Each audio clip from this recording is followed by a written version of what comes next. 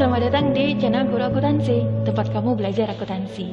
Oke, untuk pembelajaran akuntansi kali ini kita akan membahas mengenai akuntansi konsinyasi. Kita langsung masuk saja untuk pembahasan apa saja yang ada di akuntansi konsinyasi ini. Nah, yang pertama, saya akan membahas mengenai definisi terlebih dahulu pastinya ya, mengenai sistem konsinyasi. Ya, barangkali ada yang tidak atau belum paham apa yang dimaksud dengan konsinyasi, penjualan konsinyasi atau sistem konsinyasi kita bilang ya. Kemudian yang kedua, kita akan bahas mengenai karakteristik atau ciri khas gitu ya yang dimiliki oleh sistem konsinyasi ini. Kemudian yang ketiga, kita akan berbicara, saya akan membahas mengenai keuntungan apa yang bisa diambil oleh pihak-pihak yang mengadakan sistem konsinyasi ini. Dan yang keempat, ya, bagaimana pencatatannya di dalam akuntansi untuk sistem konsinyasi. Oke, kita langsung mulai saja untuk pembahasan yang pertama, yaitu mengenai definisi sistem konsinyasi. Nah, sistem konsinyasi atau penjualan konsinyasi gitu ya.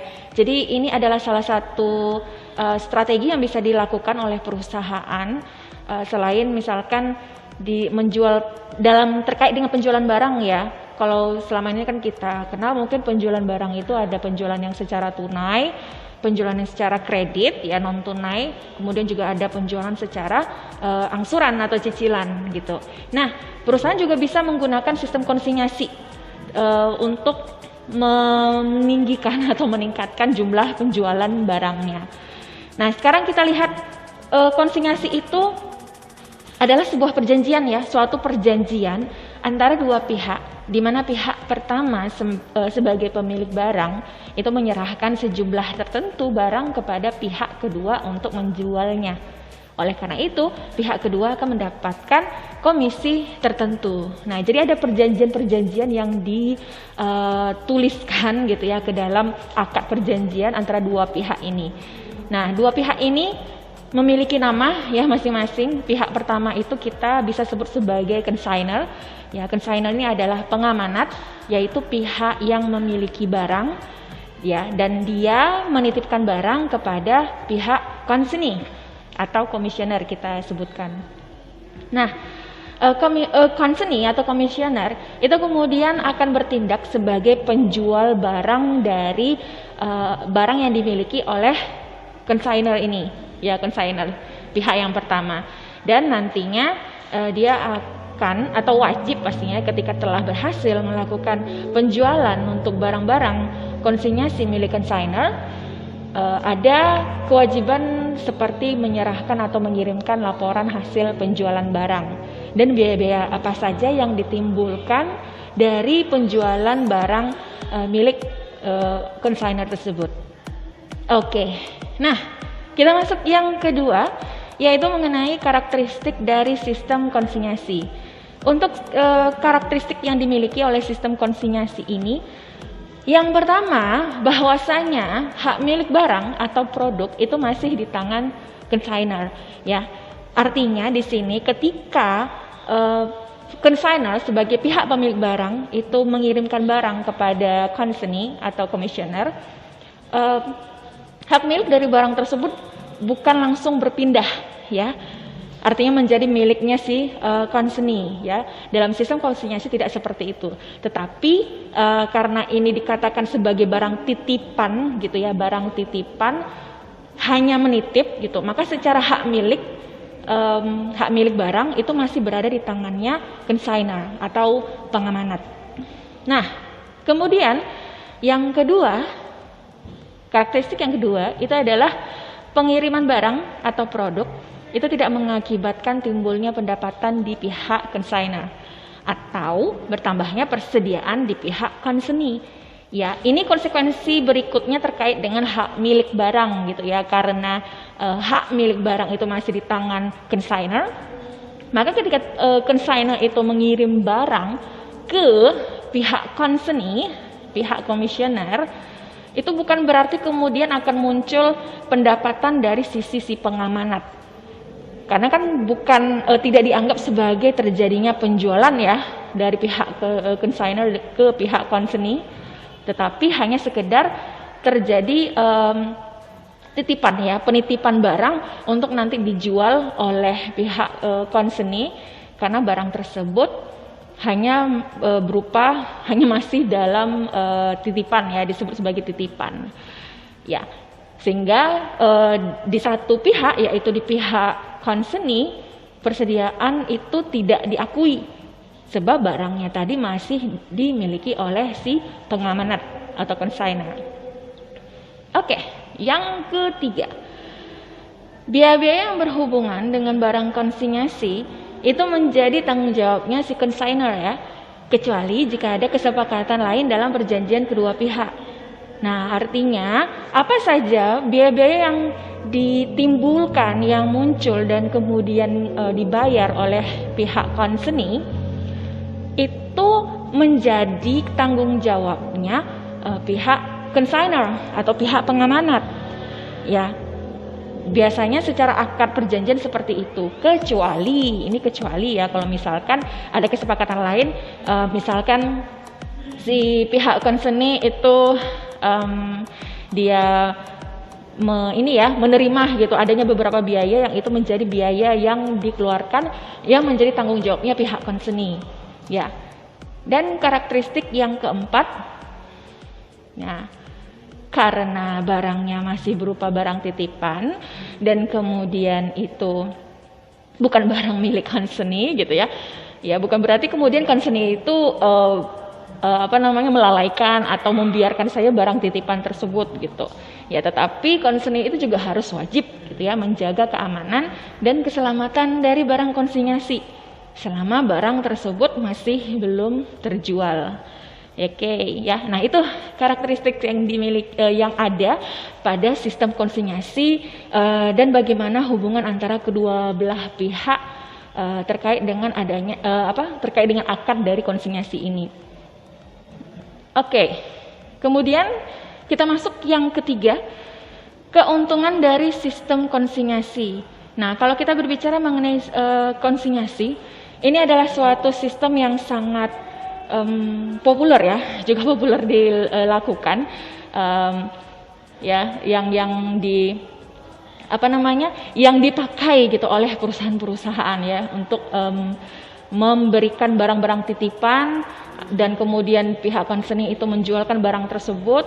Nah, barang-barang produk itu bisa macam-macam, apa saja, bisa macam-macam ya. Misalkan kalau dari level rendah atau level ke warung-warung gitu, itu misalkan seperti penjualan roti ya, roti biasanya kan titipan itu ya, atau penjualan dari warga sekitar, misalkan penjualan kerupuk atau keripik gitu. Nah, itu biasanya pasti pakai sistem titipan juga gitu ya. Jadi konsinyasi itu kalau bahasa kampungnya ya, bahasa kitanya itu adalah titipan sebenarnya gitu ya, titipan. Oke. Nah, jadi apa saja keuntungan yang bisa didapatkan jika perusahaan itu menggunakan sistem konsinyasi dalam penjualan barang dagangnya ya. Nah, yang pertama ya, pihak consignor itu bisa memperluas pasar ya, memperluas pasar artinya pihak consignor itu tidak perlu memikirkan lebih jauh ya daerah-daerah pemasaran, wilayah-wilayah pemasaran yang harus dia tempuh gitu. Apalagi kalau misalkan barang produknya ini tergolong masih baru, masih new gitu ya, belum dikenal secara luas oleh masyarakat. Nah, dengan menjalin kerjasama dengan pihak-pihak yang memiliki tempat gitu ya, pihak-pihak yang dikenal sebagai sebagai pihak market gitu. Nah, itu maka ada keuntungan yang bisa diambil, yang bisa didapatkan oleh consignor dengan melakukan konsinyasi, penjualan secara konsinyasi. Nah, begitu pula keuntungan berikutnya adalah pihak consignor itu menghemat biaya. Ada biaya-biaya yang dihemat. Misalkan pihak consignor itu tidak perlu lagi memikirkan biaya promosi gitu ya, memikirkan pemasaran ya, biaya-biaya yang dikeluarkan untuk pemasaran, tidak perlu lagi membayar yang namanya sales promotion gitu ya, orang-orang yang akan bekerja untuk memasarkan. Nah, itu bukan lagi atau tidak perlu ya difikirkan oleh pihak consignor karena sudah ditangani oleh pihak consignee. Dan yang ketiga, keuntungan yang ketiga bahwasanya harga barang tersebut dapat dikendalikan. Jadi artinya pihak consignor itu dapat menentukan ya barang tersebut dijual berapa gitu. Jadi harga jual dari barang tersebut itu berapa. Ya, jadi bisa ditentukan atau boleh juga tidak ditentukan. Jadi artinya ini juga sesuai dengan akad perjanjian ya antara kedua belah pihak ini. Tetapi keuntungan yang bisa didapatkan oleh consignor adalah dia tidak perlu memikirkan atau artinya ada harga jual atau persen laba yang bisa dia pilih atau ambil gitu ya dengan menetapkan harga barang yang dijualnya. Oke. Dan karena tidak memerlukan yang namanya pemasaran ya, tidak berpikir terlalu jauh ya bagaimana strategi pemasaran dan lain sebagainya seperti itu ya, sehingga akhirnya pihak consignor itu bisa lebih fokus terhadap kualitas produk dan terhadap pengembangan dari produk yang mereka jual, yang mereka produksi ya. Jadi fokusnya lebih kepada ya produksi ya, tidak lagi kepada pemasaran karena itu sudah menjadi tanggungannya pihak consignee. Oke. Nah, bagaimana pula keuntungan yang didapatkan oleh pihak consignee atau pihak komisioner ketika dia melakukan atau melakukan kesepakatan terkait dengan sistem konsinyasi dengan pihak consignor? Yang pertama, ada resiko yang bisa dihindari ya dari kerugian barang yang tidak dijual. Sebab kan barangnya kan barang titipan nih, dan barang titipan ini kalau nggak laku dijual kan bisa dikembalikan lagi ke pihak consignor, sehingga ya artinya tidak ada difikirkan berapa barang yang masih tersisa atau barang yang tidak terjual dan rugi dari barang yang tidak terjual itu tidak difikirkan lagi gitu, karena barang yang dijual itu adalah barang titipan. Nah, ini keuntungan yang pertama yang bisa didapatkan oleh pihak consignee. Oke, dan kedua, ya keuntungan yang kedua itu adalah bahwasanya pihak consignee ini tidak memerlukan modal besar. Jadi bagi pihak consignee ya dia lebih fokusnya tadi kepada pemasaran gitu kan ya. Tidak memikirkan terhadap barang-barang apa yang harus dibeli atau diproduksi gitu ya, karena pihak consignee itu hanya menyediakan tempat saja ya, tempat untuk menjual barang-barang tersebut ya. Jadi sehingga dalam hal ini tidak perlu ada modal besar yang dibutuhkan untuk produksi barang atau membeli barang ya. Dan ketiga ya, biaya barang konsinyasi itu tidak ditanggung. Jadi terkait dengan perjanjian mengenai biaya-biaya yang timbul, yang muncul dari barang konsinyasi ini, maka pihak consignee bisa mengambil keuntungan terkait seluruh biaya yang timbul atas barang konsinyasi itu ditanggung seluruhnya oleh pihak consignor. Jadi pihak consignee itu tidak perlu memikirkan banyak biaya-biaya yang muncul. Dia bisa langsung membebankannya kepada pihak consignor sesuai dengan perjanjian di antara mereka berdua gitu ya. Oke. Dan yang keempat, yang terakhir, tentu saja akan dapat komisi dari penjualan barang. Ya, jadi biasanya pihak consignor, pihak pengamanat itu memberikan komisi yang menarik ya, supaya barangnya itu menjadi prioritas untuk dipromosikan oleh pihak consignee. Nah, komisi inilah yang yang menjadi sebuah keuntungan bagi pihak consignee dengan penjualan barang yang dilakukan oleh pihak consignee. Oke. Nah, jadi itu keseluruhan keuntungan yang bisa dimiliki oleh kedua belah pihak ya. Oke, nah sekarang kita masuk ke dalam bagaimana pencatatan atau akuntansi dari sistem konsinyasi ya. Nah, untuk pencatatan akuntansi di dalam sistem konsinyasi itu ada dua metode pencatatan. Yang pertama adalah metode laba terpisah. pencatatan maksud metode dari laba terpisah ini artinya adalah pencatatan untuk barang konsinyasi itu dipisahkan dari pencatatan penjualan barang yang reguler, ya, yaitu misalkan barang penjualan barang yang secara tunai atau secara kredit tersebut gitu. Jadi nanti akan muncul akun yang digunakan untuk menampung seluruh transaksi yang berkaitan dengan barang konsinyasi.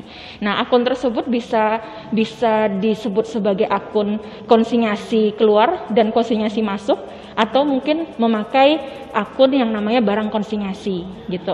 Nah, di sini saya akan menggunakan nama akunnya adalah akun konsinyasi keluar untuk pihak consignor, dan konsinyasi masuk ya akun konsinyasi masuk untuk pihak consignee. Ya, dengan menggunakan metode laba terpisah yang dipisahkan dari penjualan biasa atau penjualan reguler. Kemudian metode yang kedua yaitu metode laba terpisah, tidak terpisah gitu. Berarti ini adalah metode yang dia menggabungkan seluruh penjualan, tidak memisahkan apakah itu penjualan dari barang konsinyasi ataukah penjualan dari barang reguler yang ada gitu. Ya, penjualan barang biasa. Nah, karena adanya dua metode pencatatan ini, maka jenis pencatatannya pun juga nanti akan berbeda ya berdasarkan dua metode ini. Kita akan tetap bahas satu persatu. Oke, nah sekarang kita masuk ke metode laba terpisah. Metode laba terpisah ini dari sisi akuntansi bagi pihak consignor ya.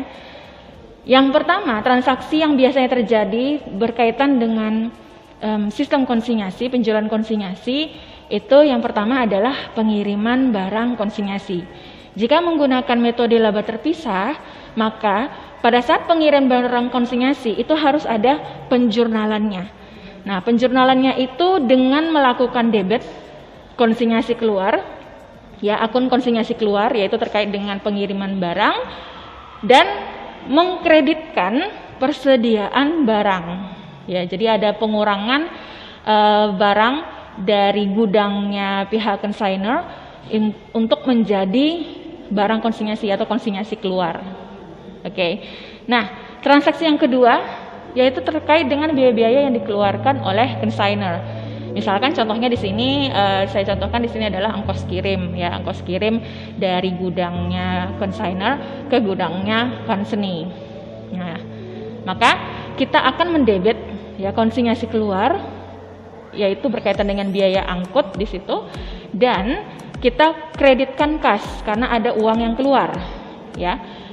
Yang ketiga, ketika menerima laporan penjualan dari pihak consignee.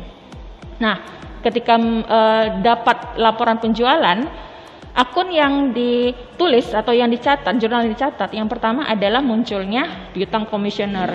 Ini kalau misalkan ketika pihak consignee itu mengirimkan laporan penjualan tapi tidak disertai dengan pembayaran langsung gitu ya.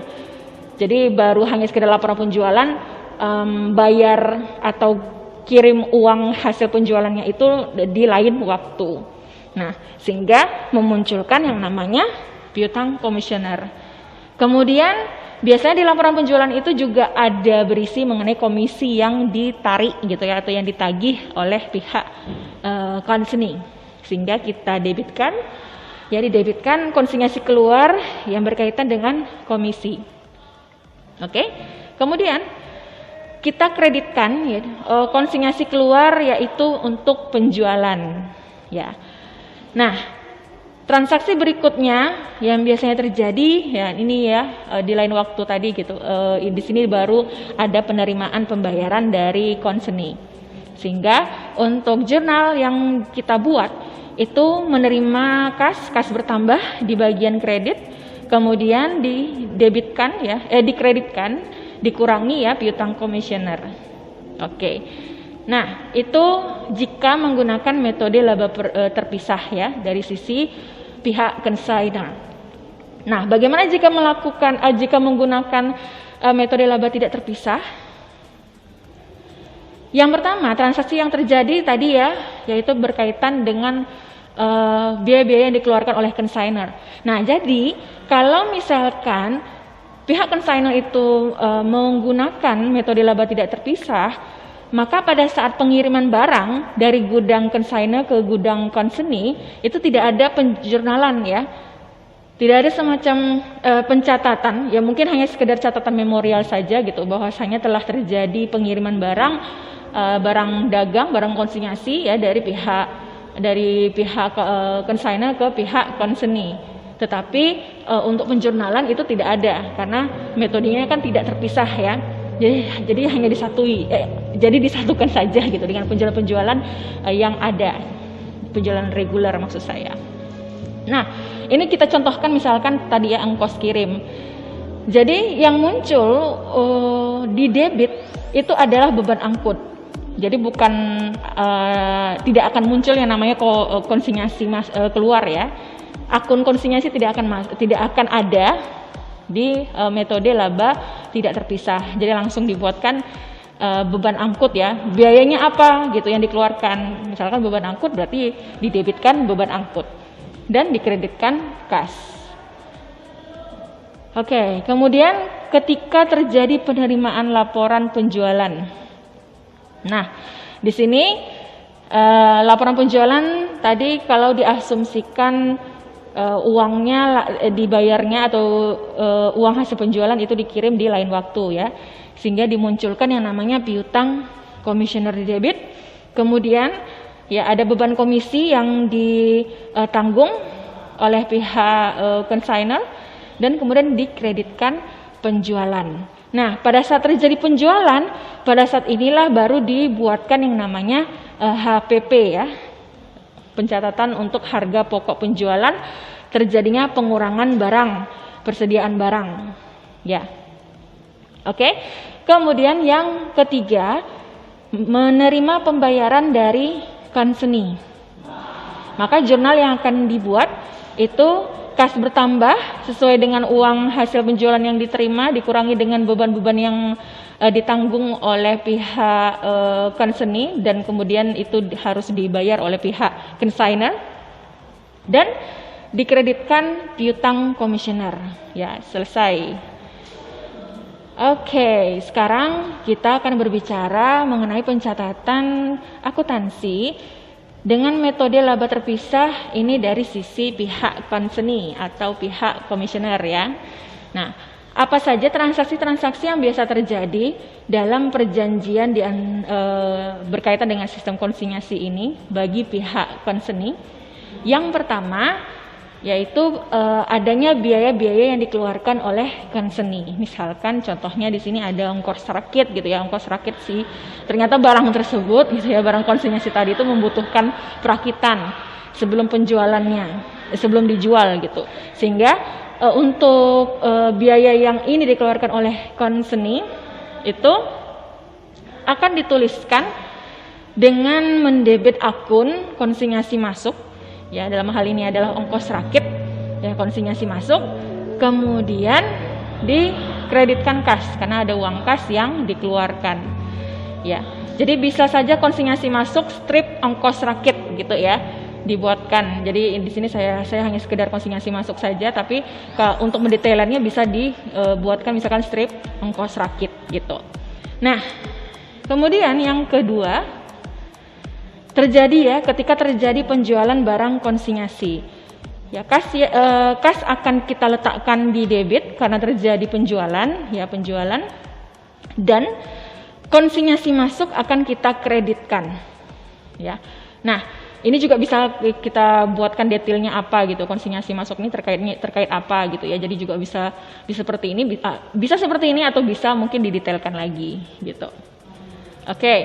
Kemudian yang ketiga, mengirim laporan penjualan. Nah, ketika terjadi atau ketika mengirim laporan penjualan, ada beberapa hal yang dicatat ke dalam jurnal oleh pihak consignee. Ya, misalkan seperti mendebitkan ya konsinyasi masuk, yaitu terkait dengan uang yang hasil penjualan ya, uang hasil penjualan, dan itu menjadi utang gitu ya, dikreditkan utang ya, bertambah utang kepada pengamanat. Kemudian didebitkan konsinyasi masuk dan dikreditkan pendapatan komisi. Ini berkaitan dengan jumlah dari komisi yang diterima oleh pihak consignee. Kemudian yang keempat, ya, ketika pengiriman uang hasil penjualan kepada consignor. Nah, pencatatannya yaitu mengurangi utang, ya, berarti utang dikredit dan terjadi uang keluar untuk membayar utang, yaitu kas, ya, yaitu uang hasil penjualan yang dikirim ke pihak consignor. Oke. Nah, sekarang kita masuk ke metode laba tidak terpisah dari sisi pencatatan dari sisi pihak consignee. Nah, transaksi-transaksi yang terjadi, ya, itu yang pertama adalah biaya-biaya yang dikeluarkan oleh pihak consignee, ya. Ini dalam hal ini contohnya ongkos rakit. Untuk penjurnalannya kita akan mendebitkan utang, ya. Jadi ada semacam akun kontra yang dibuat, ya, untuk utang. Kok tiba-tiba utang didebit, ya? Ya, nanti ini akan berhubungan dengan nanti ketika terjadi pengembalian barang, karena utangnya pasti akan dikurangi dari biaya-biaya yang sudah dikeluarkan oleh pihak consignee, ya. Nah, jadi utang itu kita letakkan di debit dan kas keluar diletakkan di kredit. Oke. Dan yang kedua, ketika terjadi penjualan barang konsinyasi. Nah, untuk metode tidak terpisah ini, ya, dibuatkan langsung, ya, seperti penjurnalan penjualan seperti biasanya pada umumnya, yaitu kas di debit dan penjualan di kredit. Ya, ini kalau misalkan si pihak consignee itu menggunakan sistem periodik, ya, atau sistem fisik dalam hal penjualannya, itu barang penjualannya. Tapi biasanya seperti itu, ya. Oke. Kemudian yang pembelian debit, ya. Jadi ketika terjadi penjualan, nah maka pada saat itulah barang tersebut itu dibeli oleh si pihak consignee. Jadi barang tersebut menjadi hak miliknya consignee ketika terjadi penjualan. Nah, itu kemudian barang-barang konsinyasi tadi itu dianggap dibeli oleh pihak consignee dan dikreditkan utang, ya, utang pengamanat. Nah, yang ketiga, ketika consignee itu mengirim pembayaran kepada consignor, ya, pencatatannya itu didebitkan, ya, didebitkan utang dan dikreditkan kas. Jadi utang di sini itu secara angka itu berkurang dari angka yang ada di sini, ya. Nah, di sini karena X tidak begitu nampak, gitu, ya. Nanti akan terlihatnya saat kita akan melakukan praktik, ya. Di video selanjutnya saya akan menjelaskan bagaimana praktik pencatatan transaksi, ya, pencatatan ke dalam jurnal untuk transaksi-transaksi yang berkaitan dengan penjualan, ya, sistem konsinyasi ini. Oke, ditunggu, ya, videonya maksud saya. Nah, tambahan sedikit, ya, apa yang terjadi jika misalkan barang konsinyasi di akhir periode itu masih ada, ya. Akad perjanjian itu kan panjang, ya, sampai barang terjual misalkan seperti itu. Tetapi kan biasanya pada akhir periode pasti harus ada dibuat yang namanya pelaporan keuangan, ya. Dan sedangkan barang konsinyasi itu belum tentu habis pas di akhir periode. Nah, sehingga dalam hal ini penyesuaian yang harus dilakukan untuk barang konsinyasi yang tersisa di akhir periode, yang pertama, ya, bahwasanya tidak ada pencatatan untuk barang konsinyasi yang masih ada di tangan consignee. Ya, artinya memang, ya, kosong, dibiarkan saja, ya, dibiarkan saja barang tersebut yang masih tersisa, karena barang tadi kan masih berupa barang titipan, ya. Kewajiban pihak consignee itu hanya menjaga, ya, mengamankan, ya. Dan terkait dengan akuntansinya itu tidak ada pencatatannya. Oke. Nah, kemudian biaya yang dibebankan ke barang konsinyasi yang belum terjual tadi, maka biaya tersebut itu ditangguhkan pembebanannya. Oke. Jadi artinya misalkan dari seluruh ongkos rakit, ya, kita contohkan tadi, ya. Dari seluruh ongkos rakit yang sudah dibayarkan oleh pihak consignee itu baru kalau misalkan yang terjual setengahnya, maka ongkos rakit yang dihitungkan yang ditagih ke pihak consignor itu hanya setengah ongkos rakit yang dikeluarkan oleh pihak consignee. Jadi setengah lagi dari barang yang belum terjual itu ditangguhkan penjualannya, ditangguhkan pembebanannya sampai barang tadi itu terjual. Ya, nah itu maksudnya gitu. Biaya-biaya yang dibebankan ke barang konsinyasi yang belum terjual, maka biaya barang tersebut nanti gitu. Nanti penagihannya ke pihak consignor kalau misalkan barang tersebut sudah habis terjual pada periode berikutnya gitu. Oke. Nah, untuk consignor, pihak consignor itu ada pencatatan dalam hal memorandum ya, memorandum biasa saja itu, catatan memo biasa gitu ya, terkait dengan harga pokok barang konsinyasi yang belum terjual. Jadi ada pencatatan biasa gitu ya, atau dalam bukti memorial misalkan gitu.